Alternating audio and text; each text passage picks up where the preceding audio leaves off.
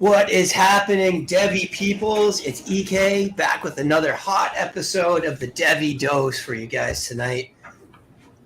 My frequent co-host here, Kyle at KL Fantasy. Definitely give him a follow. It's one of the undroppables. Truly elite cast of fantasy football analysts. Say what's up, Kyle? What's up? What's up? I only say things that Erik tells me to say on this show. So.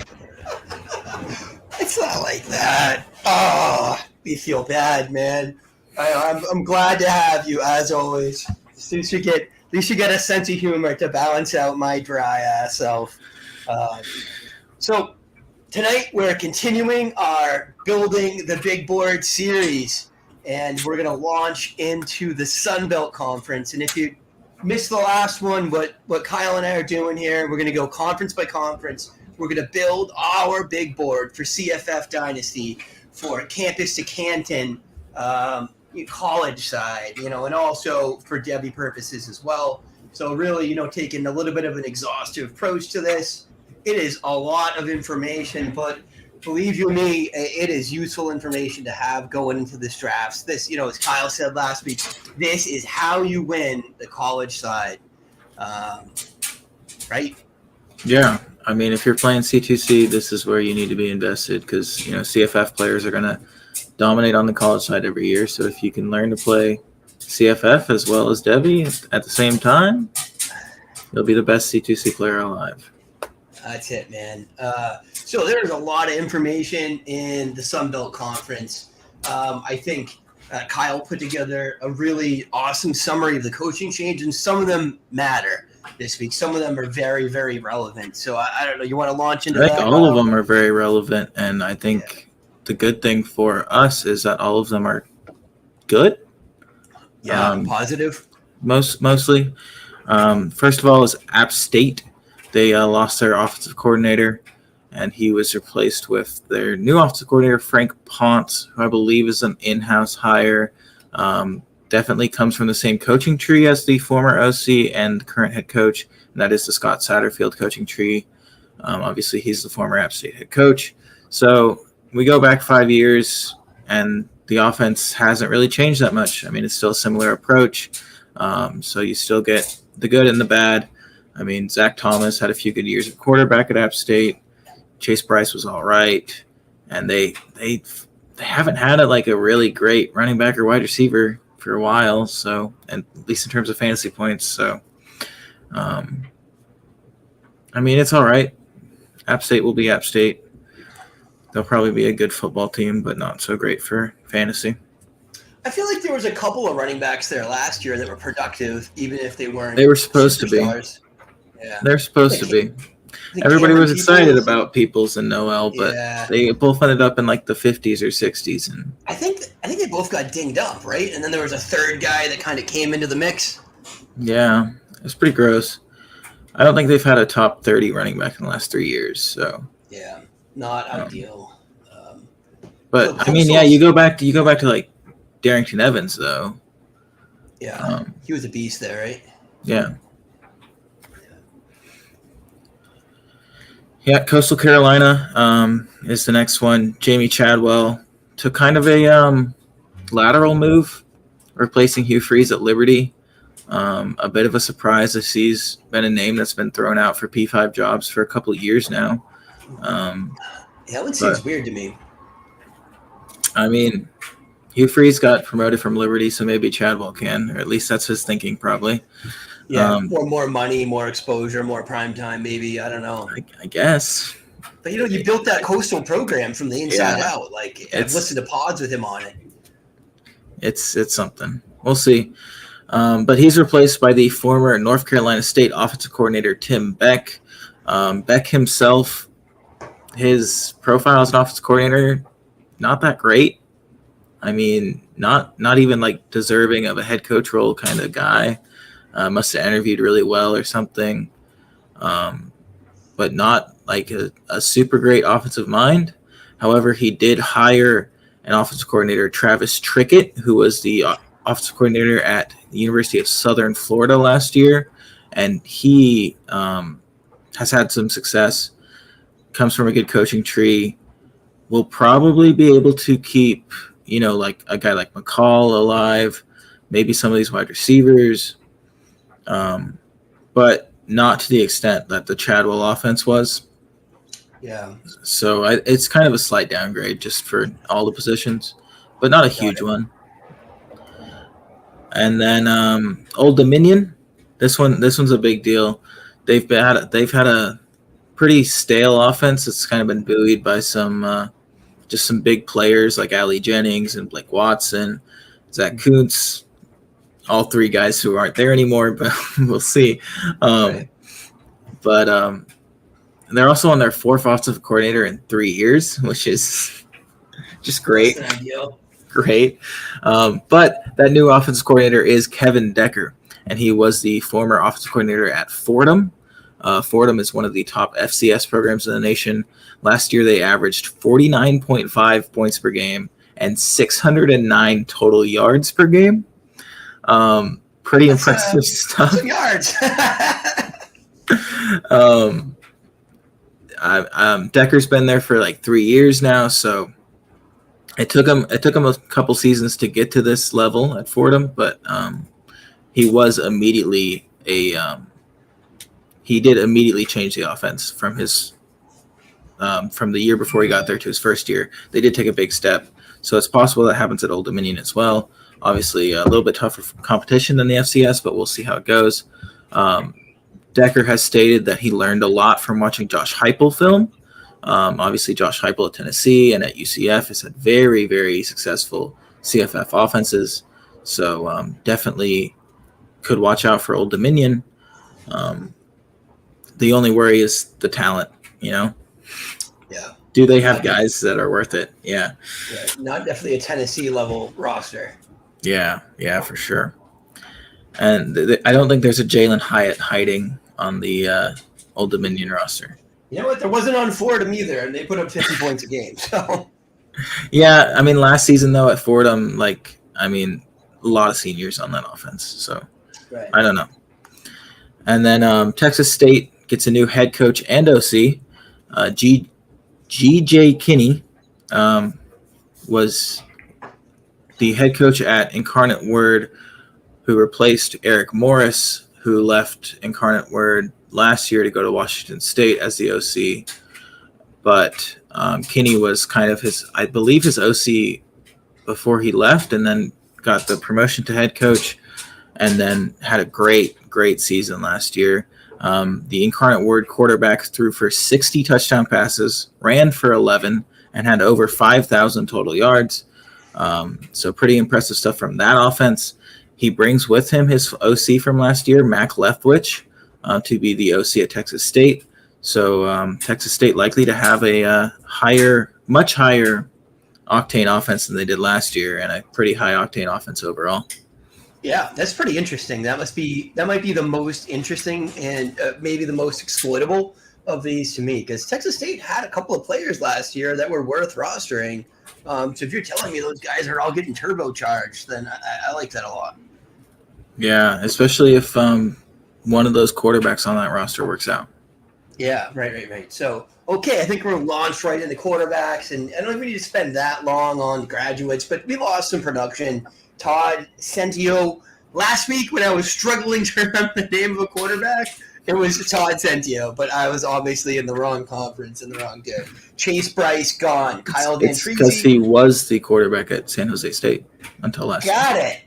That makes a lot of sense to me. Kyle Van Treese, Georgia Southern, gone. Ben Woolridge, I don't care. Anyways, wasn't very good. And then Lane Hatcher was kind of a name that was thrown around, but also never really slayed any dragons for CFF. But again, was, supported a few wide receivers last year. Yeah, and Hayden Wolf from Old Dominion, their starter from last year, transferred to Western Michigan. So got it. That's all the production we've lost at quarterback.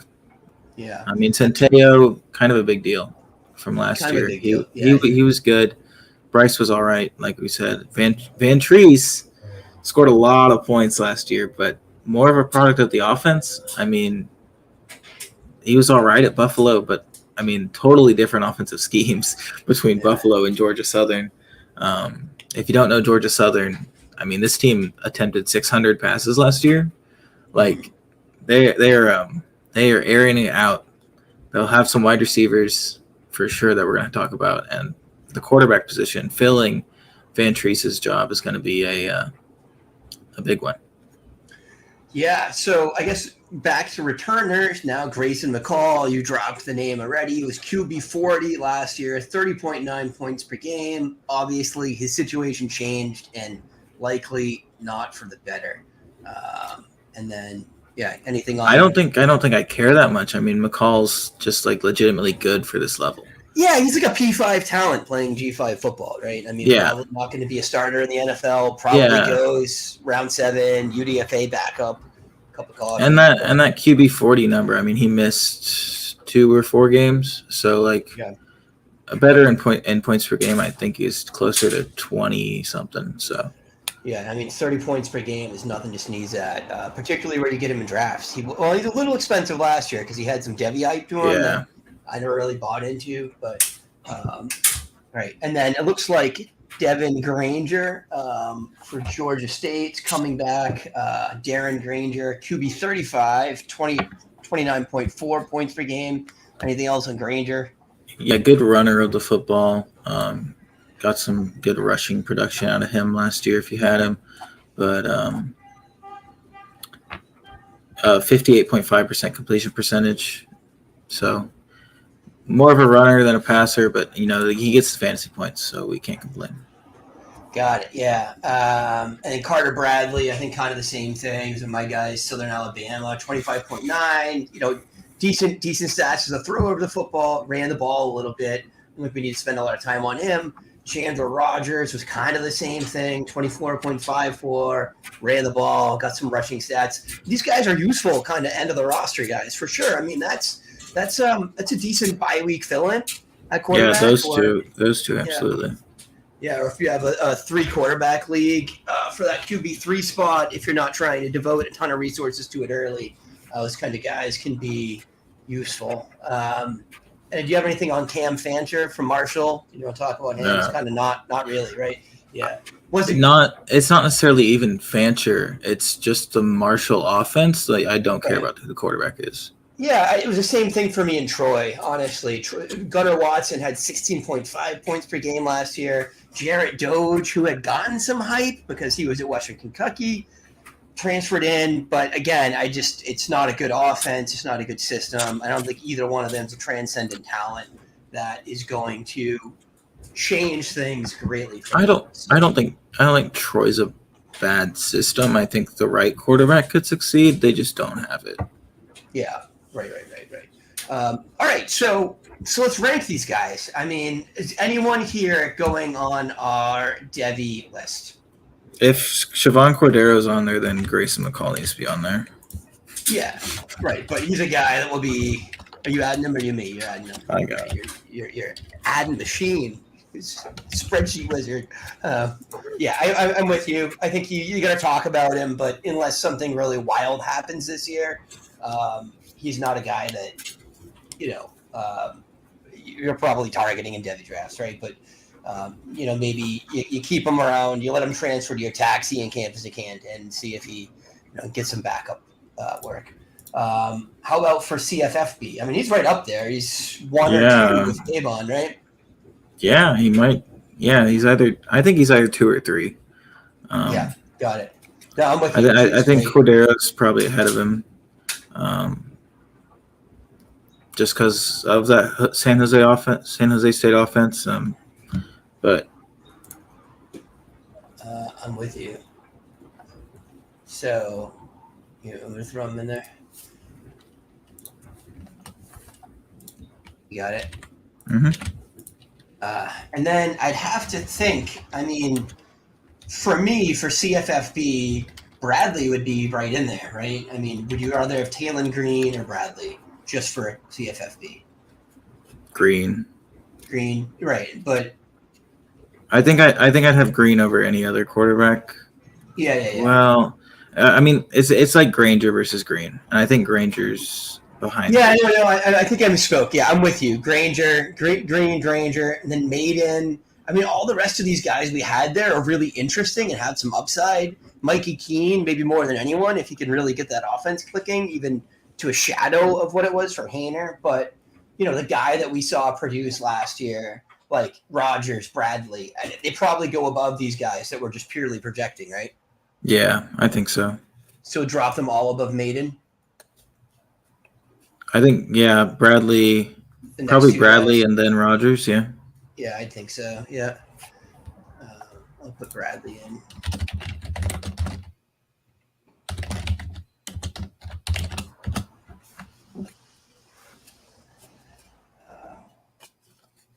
So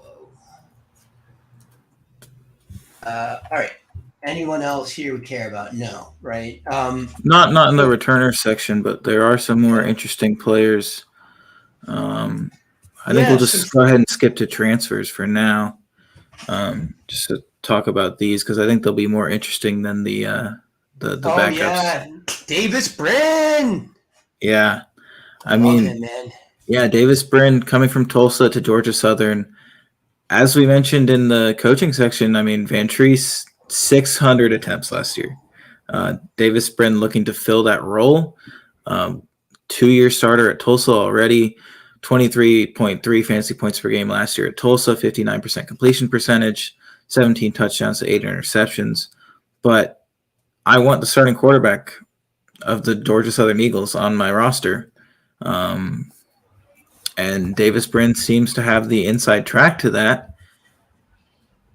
Before or after McCall? That's the question. I think he might be one. I think he might be ahead of Cordero. Yeah, I'm with you. I think they're on a tier, right? I think we're projecting this a little bit, but man, he was good in a much less prolific offense last year. So now you're telling me he's going to throw the ball probably 150 times more than he did last year, and he's still probably going to run a little bit. I think that's I think that you could totally go either way on that, but I'm with you if you want to put him one. I'm doing it. I'm with you, man.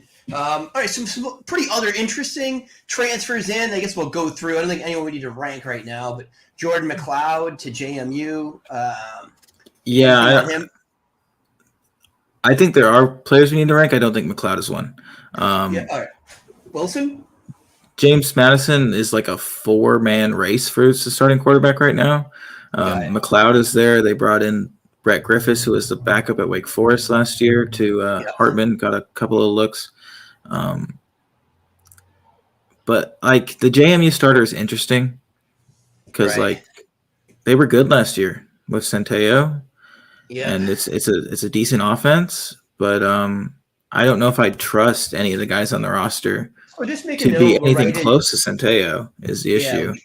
Yeah, well, we just don't know, right? I mean, Centeio was like a 6-year player, right? But so throw in a note, JMU starter for later.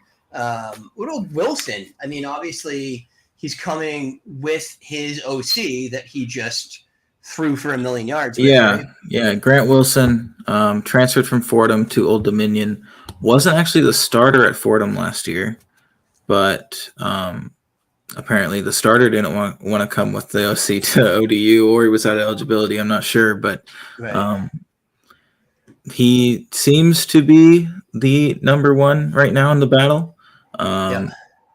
He'll be in an interesting spot. Obviously, as we mentioned, Fordham was just incredible on offense last year. He has some he's learned the system, obviously, coming from Fordham. So an interesting guy. I just don't know who he's throwing to. Is a kind of a big issue.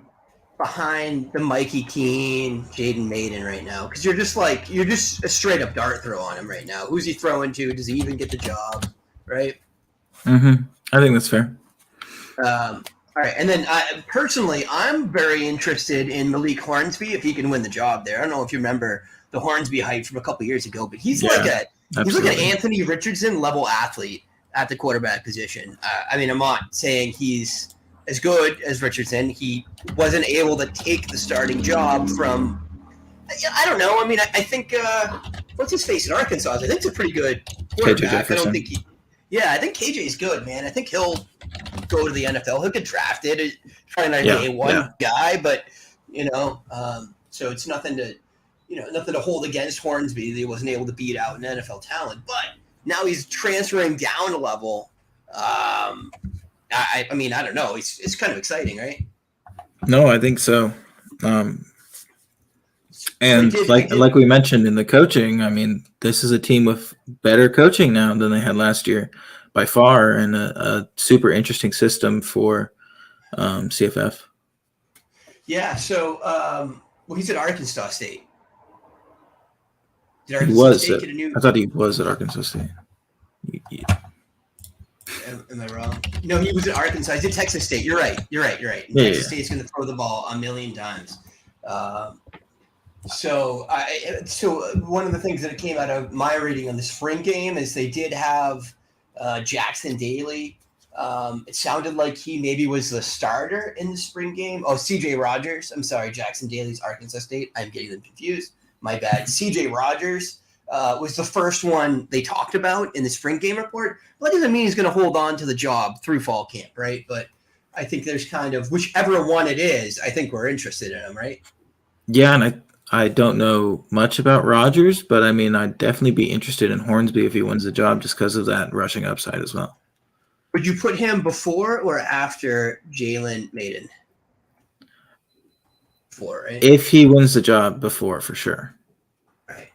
If he gets the job, right. That's kind of the issue, right? I mean, kind of the issue, yeah. And if he doesn't, then we're probably somewhat interested in the other kid, right? Yeah. CJ Rogers. Too many Rogers. So Chandler Rogers and CJ Rogers. Gosh. Yeah. Okay. And then we'll mention the players who are already on rosters at the quarterback position who seem to be battling. At JMU, redshirt freshman Alonzo Barnett seems to be second to Jordan McLeod right now in a close little 3-man race there. And then you want to take Zion Chris? Yeah, from Louisiana. He got a nice little blurb in their spring game write-up, threw 3 touchdowns. I'm not sure if he's the starter, but he seemed to be the most productive player in that game. So maybe a guy that's not locked in right now, but is worth watching. I mean, that's, three touchdowns to who? A bunch of guys you've never heard of. That's not true, I think. Maybe. I don't know. I don't know. I did the receivers there. There was not anyone worth talking about too much. They had the kid Michael Jefferson that went to the NFL this year, but yeah. And then Jackson Daly's the other guy that I came up with. And, again, Arkansas State. He also played pretty well in the spring game. Probably their starter, but and he's a redshirt freshman, but they do have a true freshman that actually outperformed him in that game, but was playing with the second squad. So that's a little bit interesting to me, too. It's a battle that I think is worth following. How many plays did they play in their spring game? Daly had 34 attempts and Rayner had 51? They were on – yeah, 51 attempts is nuts, right? They were on opposite teams, right? They were playing against each other. But, yeah, still 51 throws in a spring game? What? 85 plays in a spring game, by itself is kind of wild to me. Kind of wild, yeah. So I saw 331 in one, and I was like, what? What usually happen? I'm sure it's some kind of coaching malpractice, considering Butch Jones is still the head coach over there. Yeah, not a big name in the coaching circuit. I mean, just because of prior experience, I refuse to draft anyone who's at Arkansas State. Yeah, now that what's his face is gone, Traore, not really anyone worth talking about there, in my opinion. You got anything else? You got the kid from JUCO that transferred in. Yeah, App State obviously lost Chase Bryce last year, or coming into this year, so they need somebody to step up. Nobody's really separated themselves yet, but they do have one player in the system now, Joey Aguilar. He was the JUCO quarterback 2 in the nation on 24/7. He played 6 games in 2022 in JUCO and threw for 1,400 passing yards, 8 touchdowns, and added 358 yards on the ground. Interesting little player.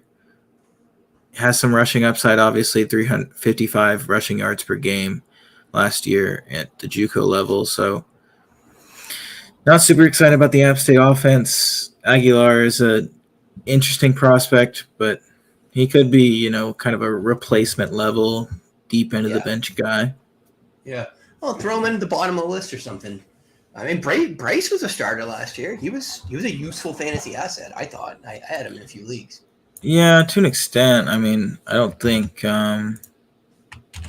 quite to the level we wanted. No. I mean, what? I He was also 20 think. points per game.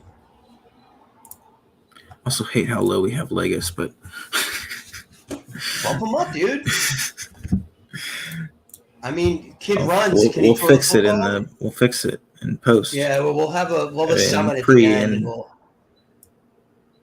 something. I mean, I'd throw Legis right behind Hornsby if you want. I don't really. I'm 2 steps ahead of you. That's why you're the man, Kyle. All right. Anything else in quarterbacks? There is one interesting freshman in the conference, and that's Ethan Crawford from Southern Miss. He was the QB 74 on 24/7. He's a guy with like a really quick release, pretty solid arm. Could be an interesting dude there to watch. Yeah, I mean, 4 stars playing G5 are worth keeping your eye on. High 3-star, but yeah. Got it. All right. Anyone else we care about for Devy from this list? I mean, I guess a guy like, Lagasse could go off. I mean, do you throw him on the list now? Hornsby could go off. I threw him on there. But, guys I'd say with a very low probability of mattering, but, like, worth having at the bottom of your list, I guess. No, I don't. I barely think Hornsby's relevant for Devy. I mean, It's just a big if. Yeah, and just a dart throw. Yeah, so I say Devy. I'm thinking more of a campus to Canton perspective, where and for me, how it matters in this is I would give a guy that I think has a slight shot at the NFL, just a hair, like a tiebreaker over guys that I have none. You know what I mean? Yeah. But I don't think any of these guys have no one we've listed yet. Like, would I bet you $2 plays an NFL game? We'll get there. Yeah. I'll bet you $2 Gene D plays an NFL game.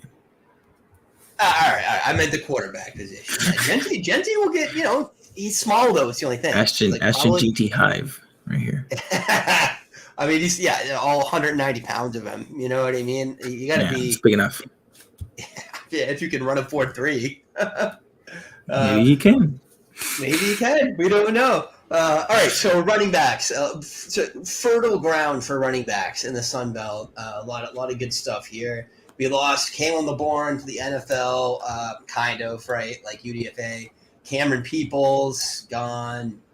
Lincoln Pear from Texas State. We didn't care much about anyways, but listed him because found him. Johnny Lang, Arkansas State, gone. Again, wasn't awesome. Was like a spot flex fill-in if you had him. Caught a few passes. We got some great guys returning. Rasheen Ali transferred in from Marshall, right, Kyle? No, he's been at Marshall forever. He was the obvious starter in 2021. I mean, he was just incredible. 32.5 points per game, 250 carries, 1,400 yards, and 23 rushing touchdowns. Alongside 45 receptions. Wait, how many rushing touchdowns? 23. What? 24 total touchdowns. So you count that one he caught. But 45 receptions is like ridiculous too. I mean, he was just like the entire Marshall offense in 2021. And then in 2022, he suffered a knee injury, I believe. And Kalen LeBourne kind of took over everything. And he was the entire Marshall offense. So this is a RB1. This is no RB by committee for sure.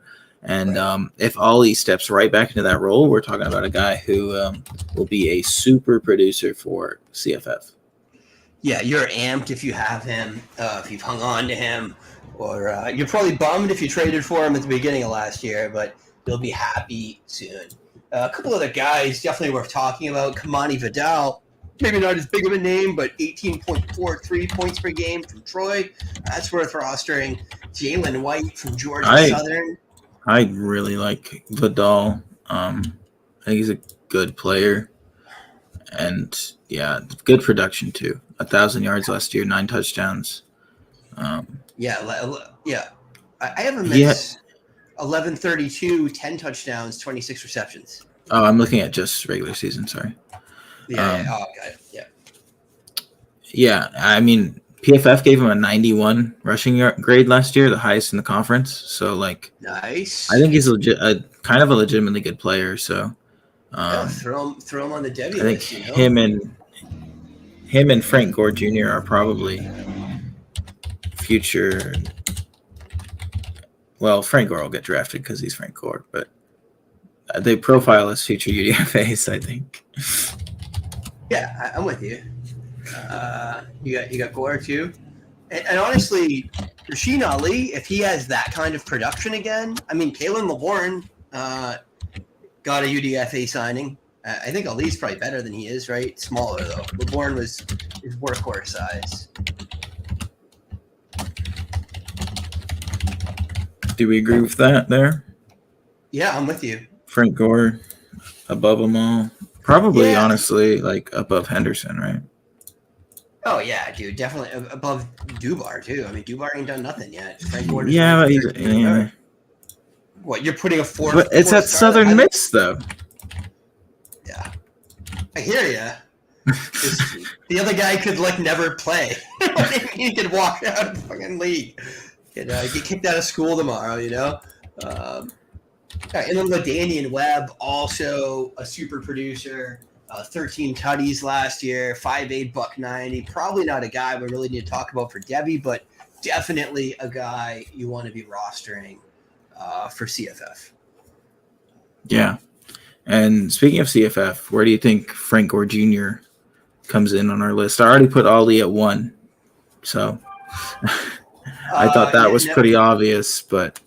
Yeah, no, I mean, yeah, right, because Whaley, we don't even know what Whaley's going to do at Wyoming, right? He's the same level of talent, but yeah, and honestly, Webb should go ahead of probably the last 4 guys. Maybe not the Air Force guy, right? But probably. I mean, I like Webb for CFF. I mean, I had a lot of production out of him last year. I'll be happy to see it again. Oh, right. You think he goes ahead of Eldridge? I mean, Brad Roberts was 1,700 yards last year. Yeah, the issue is Eldridge was on the field last year, right? Yeah. Which means he's not the same role as Roberts, right? They're running 3 running backs at a time. You want to put him ahead of Roberts was that super back or whatever they call it in that offense, and Eldridge was the tailback. Should you bump him up above Helani? I mean, I think Webb. I think because of the other talents in the Boise State backfield, yes. I think everybody in this, all these big names in this conference, I think go above Helani. Webb, White, Webb. Gore. Got it. I'm with you. So, all right, work on that. Know. You want to? But what order do we put those 3 in? You know, LaDainian Webb, Jalen White, Frank Gore Jr. Yeah, I think Frank Gore Jr. I like the most. He's just so damn productive last year. The only drawback is he didn't really catch a lot of passes. He caught 9 passes last year, if I recall correctly. But 1,300 yards on the ground, I don't know. I mean, Webb. So just in terms of points per game, I didn't write. Oh yeah, Frank Gore had the most last year. After Ali, followed by Webb and then Jalen White, right? Vidal was last. Mm-hmm. So that's kind of how I would rank them right now. Well, Gore did a little better than I said, 19 catches.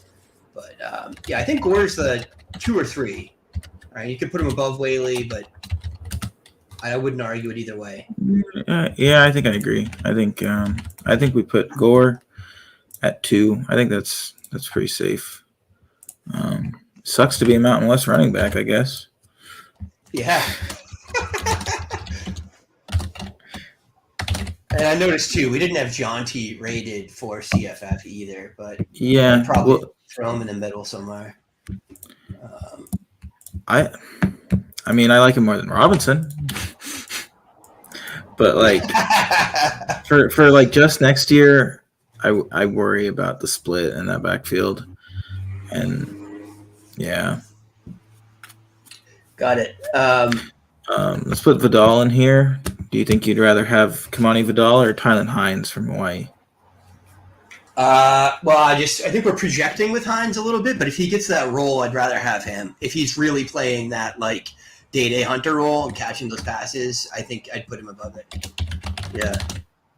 Right? Yeah, I like that. Because he could go for 800 and 400. You know what I mean? Yeah, he could get 50 PPR points just from Exactly. receptions, and yeah, exactly. It's tough to not favor those guys a little bit. All right, so transfers in. I guess we did last time. We'll go there. So Asa Martin into Troy, where he probably is the lead guy. I would guess. I think Vidal. No, he's behind Vidal. Yeah. He's behind Vidal. 13.5 points per game in a committee last year. So I guess if Vidal's still there, we don't really need to rank him highly. I'd throw him at the end somewhere. And then Rodriguez Clark, who I was really high on his freshman year, the first 3 or 4 games there, man, he was tearing it up for Memphis. He had multiple 100-yard games, and then got buried in the committee when who transferred in there? Someone transferred in, like ruined his life. That one dude who got hurt was really good at Memphis recently, but was it Whaley? Was Whaley at Memphis? No. I think you're.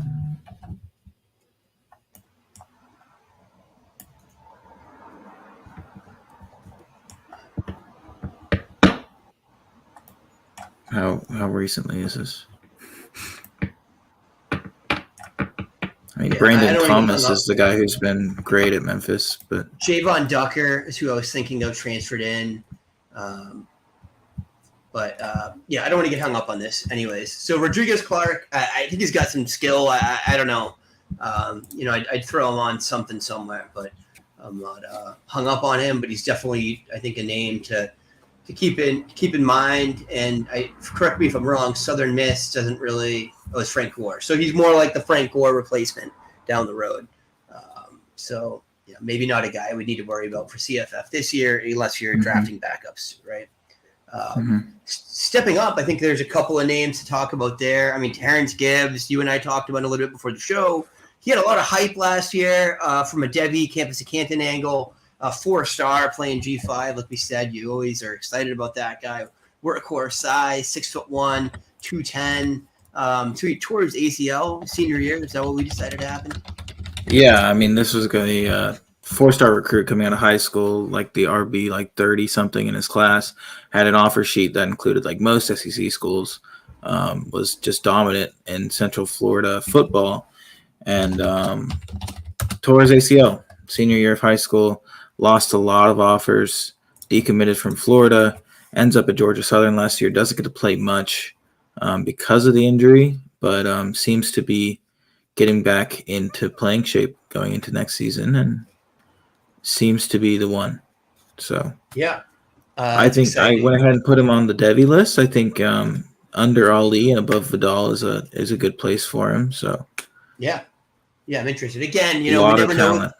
Yeah, a lot of talent. We never know if these guys. Seems like sometimes it just evaporates, right? But definitely worth probably taking where he's going to be going in drafts. Like, this is the kind of guy where, like, last year he had some hype. Now he's that classic post-hype sleeper, probably going to be going, many rounds later than he did last year. And he actually has a chance to do something this year, which is kind of exciting. And in a good offense, too. I mean, it'll be him and, like, Jalen White, right? But, I mean, this is an offense that scores a lot of points and moves the ball quickly. So I like him quite a bit. Yeah. So the other 2 guys that I had on my list was Calvin Hill. He was the backup in Texas State last year. I couldn't find anything that indicated to me who the starter was going to be this year. In spring game reports and stuff, they mentioned 3 or 4 different running backs. Hill was one of them. Scored a touchdown in spring game, but so did a couple other guys. I'm just, he was if they're just the next man up philosophy, could be him. And like you said, that offense should be really interesting this year. I mean, even if they're mostly a pass-first offense, man, that opens things up for the running backs so nicely. So, maybe a guy worth, taking a flyer on late. unless you're doing this work right now, you have no idea who this guy is unless you're from, like, you went to Georgia Southern. So not a guy you need to spend high capital on. And then the other note that I had here was probably somewhat interested in whoever gets the starting job for Arkansas State. Johnny Lang wasn't a superstar, but, he went for 800 or 900 combined yards. And again, it's someone that's probably going to be free. So Has Butch Jones decided he doesn't need to use 4 running backs yet? I don't know. I mean, Lang was. I know that was an issue in the past at Tennessee. I mean, he buried Alvin Kamara on a depth chart for no reason. Yeah, I mean, it looks like last year they had 3 guys with over 60 carries. Lang had 119. Right. Brian Snead had 81 carries in 8 games though, compared to Lang's 120 that's and 12. Interesting. So maybe he's a guy that goes at the end of our list. Brian Snead. I not sure I want either one. They both averaged 3.5 yards a carry last season. Like, I no. I mean, I think Lang got buoyed a little bit by the passing game work, right? I think he had 24 receptions, 238 receiving yards. Yeah. So not making the list, not making the cut. Worth talking about, and we decided no. So did you come up with? I think there's a couple guys we talked about already. Other than that, any big JUCO freshmen that you stumbled on? I think we decided not really, right? No, I mean I don't see anybody who's like obvious. Most likely, we're just gonna find out about these guys as they break out. Which, yeah.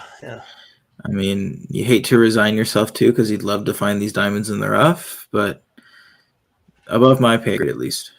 It's sometimes you find them when you're box score scouting in the ESPN tabs after the games are complete. So I think wide receivers, there's some good guys to talk about in this conference as well. Lost Chris Thornton, JMU. He was a super producer. You loved it if you had him last year.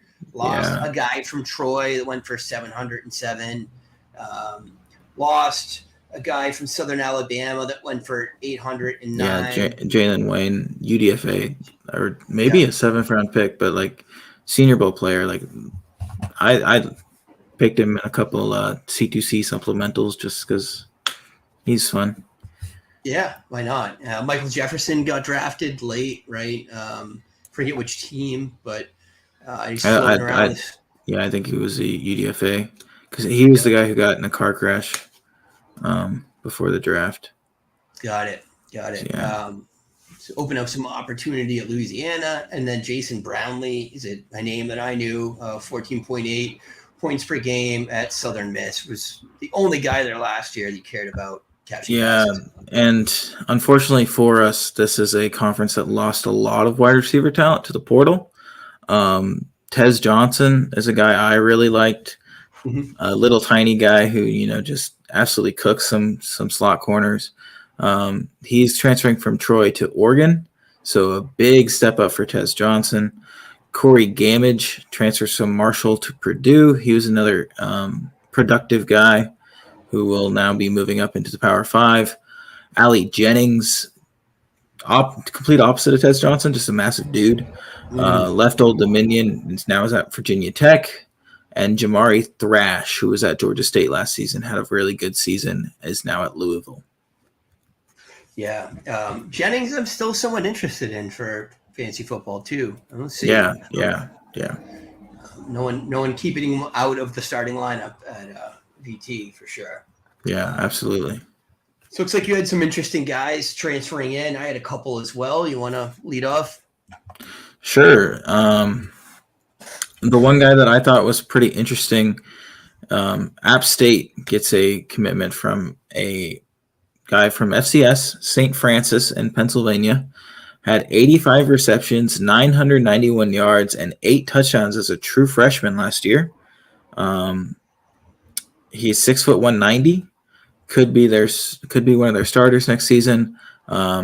Also in the portal going to App State are 2 former SEC wide receivers, and Christian Ford from Mississippi State and Devin Price from Texas A&M. Obviously good enough to make it into the SEC out of high school, but they've seen the field for like a combined like 20 snaps. So like, I mean, maybe there's a diamond in the rough there, but they haven't been able to prove it at a higher level yet. Yeah.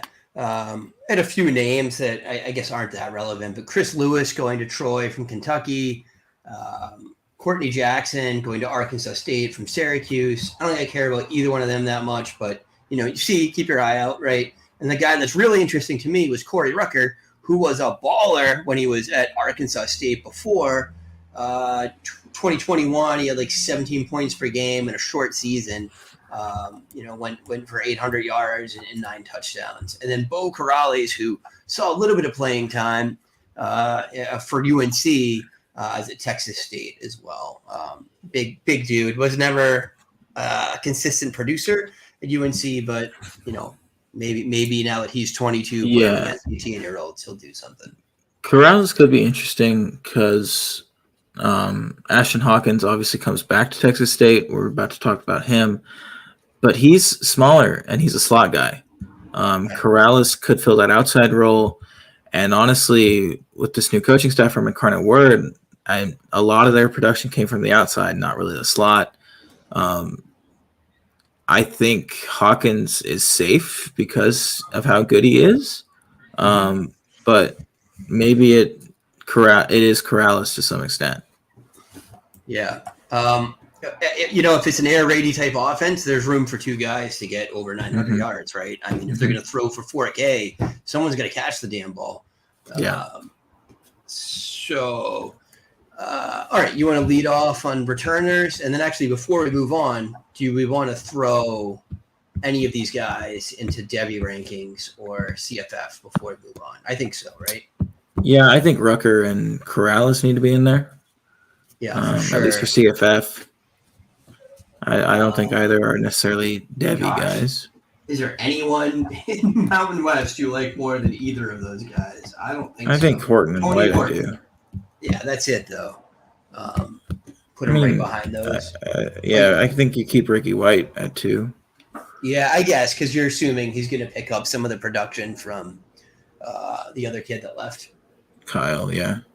Yeah. And he was good last year. Yeah, it was good. 600 yards, good. He started off real hot, and then he was also a transfer. I mean, he's had a full year in the system now. I think White will have a good season next year. Got it. I was sad to see that Rucker couldn't really do anything at South Carolina. I was high on him. And then maybe throw the Mekhi Jackson on the bottom, maybe. I guess you're not drafting him for CFF right now. Really. No. I mean, unless there's like significantly more news pointing to him being the one. Right. But even then, I'm not sure I'm that interested in the App State wide receiver 1. Right. So returners, you had some fire coming out of Georgia Southern here with an arsenal. Yeah, I mean, you throw it 600 times a year. You got 3 guys at wide receiver who had over 100 targets last year. Yeah, and those 3 guys are Caleb Hood, Derwin Burgess, and Jeremy Singleton. In terms of fantasy points per game, Derwin Burgess led the way with 18 fantasy points per game, 58 receptions, 717 yards, and the thing that really put him above the other 2 was his 7 touchdowns last year. Caleb Hood comes in second in terms of fantasy points per game, 16.2 last year, 87 receptions, 925 and 3. Much better drop rate compared to Burgess. Obviously they both had over 100 targets. Hood had 87 catches, Burgess had 58, but Burgess was that kind of home run hitter, touchdown scorer type guy. And then Jeremy Singleton was their third wide receiver, 13.45 points per game. Paltry numbers, compared to those other 2, right? But 66 receptions, 714 yards, and 2 touchdowns last year. Nothing to scoff at whatsoever. Yeah, it's a flex guy. So who do you like more, Burgess or Hood coming into the season? I mean, it seems like Hood was probably a more consistent guy to be starting week to week. All those, putting up the yardage and the receptions. Yeah, I'm partial to Burgess because I have him on quite a few teams. Yeah. But I think they're pretty close because the touchdowns swing a different way, and we're looking at Hood leading the way, right? Yeah, exactly. Burgess gets 6 and Hood gets 5. Hood significantly outproduced him. And to be fair, Burgess did miss 2 games last year, so Got it. that's why the points per game is a little higher than Hood's, even though the full season stats were pretty close. Got it. Yeah, I was throwing me off a little bit. So where do you want to put these guys? I mean, where do you rank them with Hawkins too? Because I think Hawkins is right up there, 1 or 2, 3 or 4, something like that. I think they're like Burgess, Hood, and Hawkins are all above the Mountain West guys. Well, got it. At least behind Horton, maybe, or right there with him. Was Horton like 17 points per game last year? Yeah, I guess. I think Hawkins is 1 above Horton. Yeah, I'm okay with that. Yeah, and then like Hawkins, Horton, Burgess, Hood. Burgess, Hood, yeah.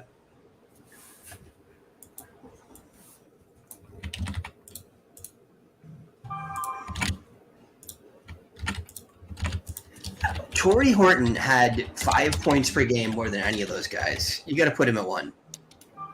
Yeah, I like the new offense. I like the new offense at Texas State, though. Okay. I don't know. Yeah. So, but you're projecting Hawkins to do more, and I think Horton should be sliding right back into it. I can argue either side, either way you want it. I just think Horton should be 1 or 2. I think we'll keep Horton at 1 because the thing about Colorado State is there's no other wide receiver talent. Yeah. So, and if we are, projecting Corrales to take some work at Texas State, then that's something, comparatively at least. And then we'll do Burgess, Georgia Southern, and Caleb. Got it. And I guess I'll sketch over the coastal guys a little bit more than you did earlier while you work on that. So Sam Pickney, I believe, was an upperclassman, right? Was he a senior now? He's 15.58. Yeah, 15.58 point per game last year. 71 for 996 and 3. Again, you give that guy a few more touchdowns, and he's a pretty serious producer. And then Jared Brown, who I'm in on for Devy, at least from what we know. Like, I think he's got a shot. You're a G5 guy, so your shot's always an outside shot. But, Sunbelt Freshman of the Year, 15.35 points per game last year, 49, 789, and 6. I want to say he missed a little time, too, didn't he? Do you remember? No, 13 games. 13 games. So, in any instance, young guy seized a position on the depth chart right away. He was kind of their home run threat, if I recall correctly. Downfield guy. 16.1 yards per reception. Yeah, I think he's got some potential. You're not handing a gold jacket to any of these guys. They're playing for G5 schools, but I think he's got to be on your list. And then there's some somewhat interesting guys coming back from a few of the other schools that I had.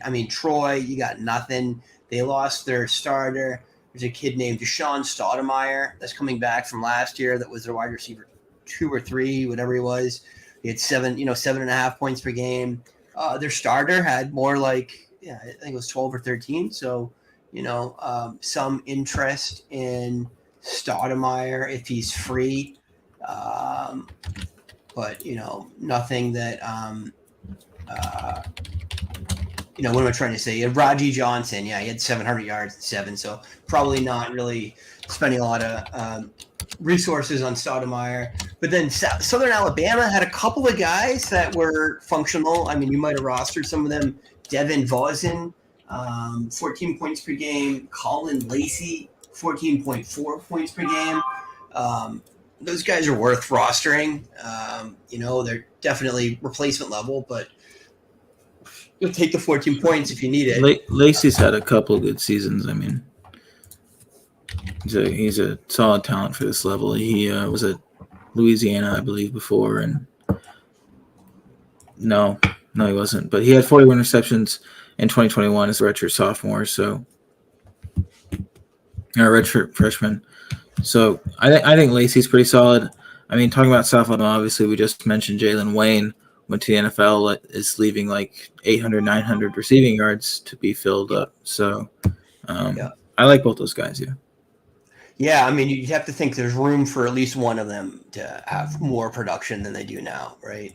When you add a few hundred yards, that's an 18-point per game player.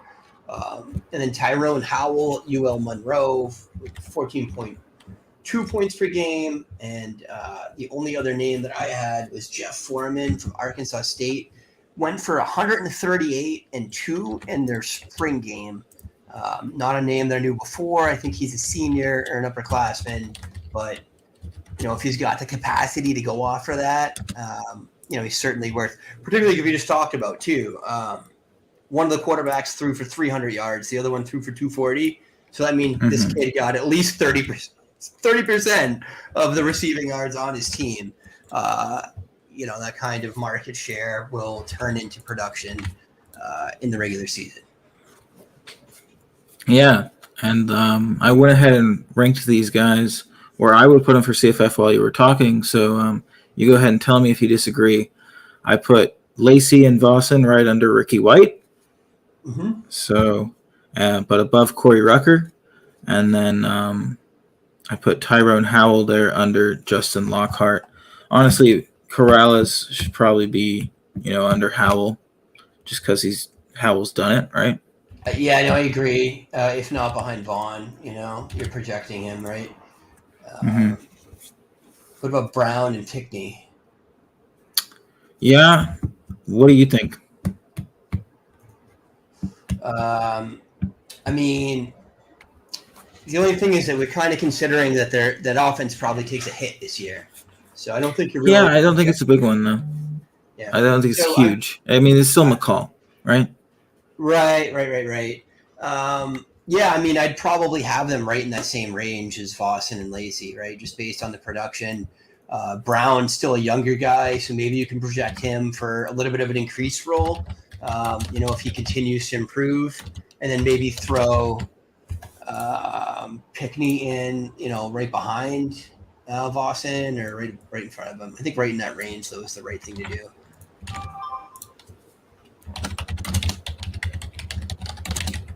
Do you agree? Yeah. Makes sense, right? I was just doing it, so. Just doing it. Any of these other guys we need to rank? Not really. I mean, Foreman, I threw at the bottom there just to have a name on a list, but more of a watch list guy to me than someone I'm going to draft, I think. Yeah, and speaking of watch list guys, I do have a couple, and both of them are at James Madison. Because obviously we talked about James Madison being a good offense last year. Chris Thornton was incredible. I think he was a wide receiver 1, like a top 12 wide receiver in CFF last year. So somebody's got to fill those shoes, right? He went for 1,000 yards and 7 touchdowns last year.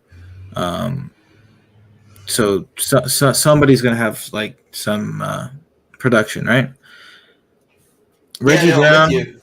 Reggie Brown's the guy who's been there the longest, so he, could step into that role.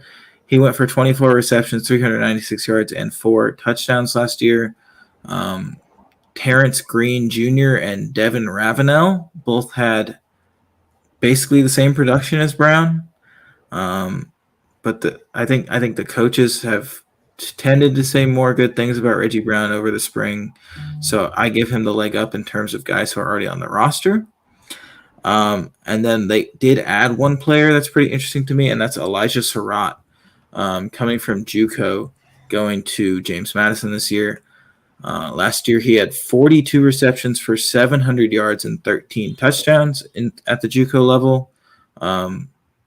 That's pretty ridiculous production, especially on like a per reception basis. That's close to like 16, 17 yards per reception. So a home run hitter last year at the JUCO level could bring that kind of explosiveness to JMU and could be somebody we need to look out for. Yeah, I would throw him and Brown on like the watch list, area, right? Like throw with the bottom of the list or something, just so we get a name out there. Because someone's going to go off there unless things really fall off. Because Sentio left too, right? So we don't really, it could just be bad. It could be a stay away thing, and we wouldn't really be surprised either. So, anything else on wide receivers you think, or move on to the barren wasteland that is Sunbelt tight ends? Do we have to? No, not really. I mean, I think what we decided we got to say about Sunbelt tight ends is go somewhere else. The only good one left, right? Yeah, the only good one left. I mean, Seydou Traore, like we said earlier, is Colorado.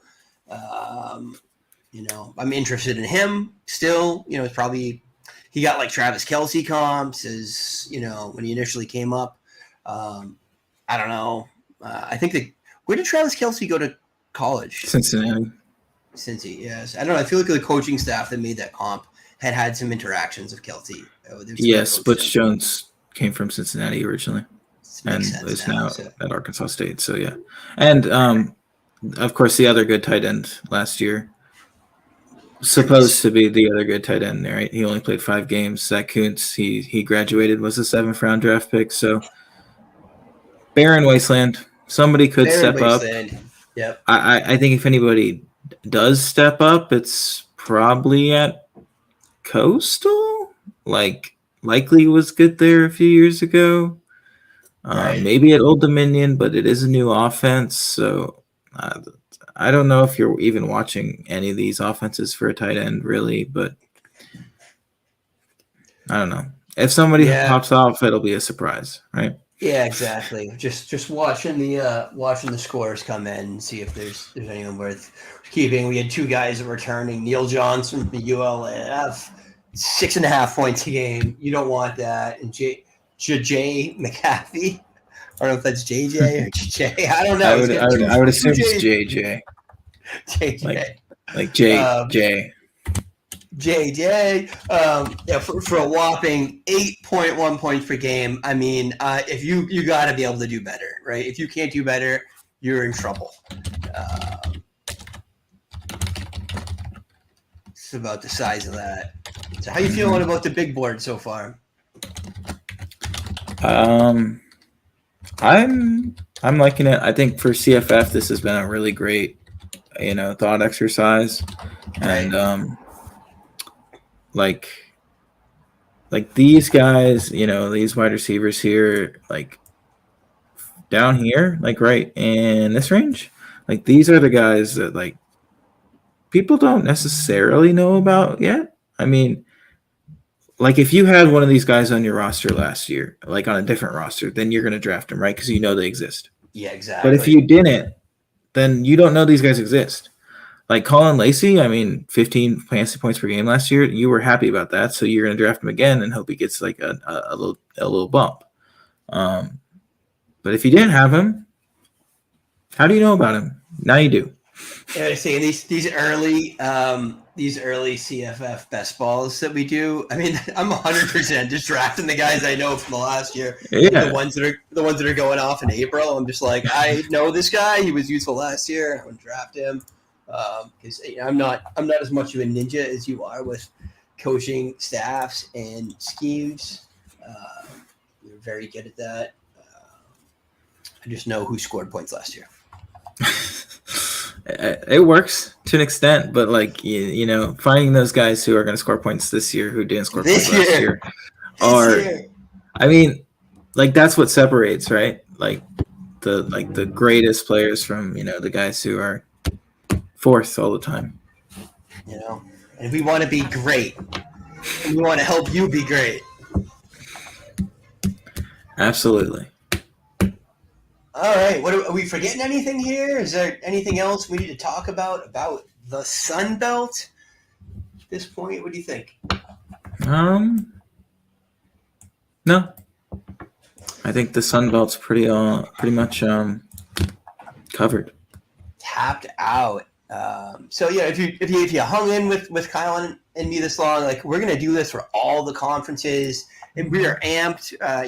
We're gonna get to the ones where there's a lot more Devy talent. Like we'll get to the ACC, we'll get to the SEC, we'll get to the Big Ten, get to the Big 12, and then every player who's on here right now will not be in the picture anymore because they'll be at the bottom of the list. Pages down. Yeah, I mean, so the top guys here, probably still guys that you're going to want for CFF, but yeah, for CFF for sure. Yeah, right. But that's we're going to get there. I think there's so much to talk about in this. We're really excited about this, and then we're also excited about the late round value series that Devy Jake's doing. He's got another one of those popping off. We'll be talking about late round running backs. That's exciting, and I am amped. We're getting a bunch of our friends on to talk freshmen, some of the guys from campus2canton.com, some other guys from the Devy scene coming on for shows over the next few weeks and or months. And I just think we got a lot of great stuff going on, and I'm very excited about it. So, and I'm amped to have you on for these shows, Kyle. You're killing it. Killing it. Try my best. You're the CFF Slayer. The Slayer. I'm making a slaying motion. Do you see that? I only have so many monitors here. I actually don't see it. No! All of my careful gesticulation has been wasted. I'll believe it. I'll believe it. All right. So for Erik, I am at EK Baller. Make sure you follow me on Twitter, please. If you like this content, subscribe to the show. We need your follow. We need your support. We want to get to that point that we can make 1 cent a show selling ad space. And please follow Kyle and everything he does over at the Undroppables at KL Fantasy. And that's it for this one. We will see you guys again soon.